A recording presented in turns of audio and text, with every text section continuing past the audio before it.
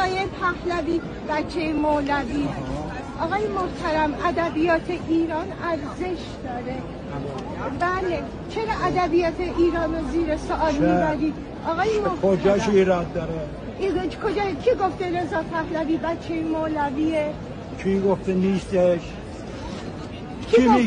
کی میگه؟ شما میگی نیستش؟ نه، من میگم نیستش که به ادبیات ایران نباید توهین بشه. 400,000 سال تاریخ داره ادبیات ایران.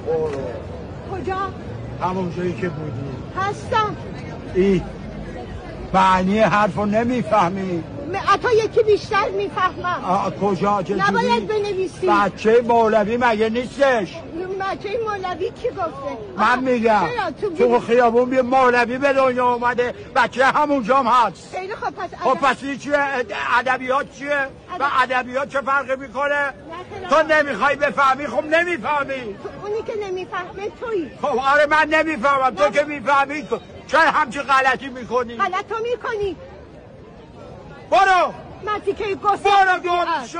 خودت گم شو. بی شخصیت بی تربیت. تو بی شخصیتی که اومدی همه ایرادی. تو خودت سر تا پا ایرادی. تو هیچ هم ایراد نیستی. تو ایرادی. فهمیدی؟ تو سر تا پا ایرادی. نه آقای محترم، بلند میگیرم میرم بشنوه بگیرش.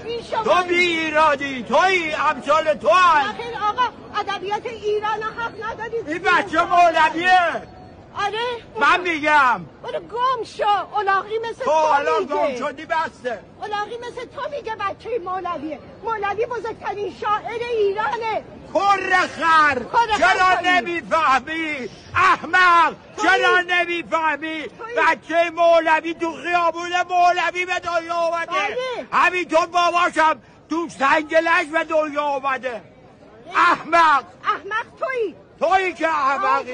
تو اومدی منو عصبانی میکنی بکن. که دیوانه دارمان احمق گرفتی؟ حرومزاده ها. شما حرومزاده هایی. شما بی شخصیت هایی. حالا این میگه واسه پلیس. برو برای هر کجا میره برو.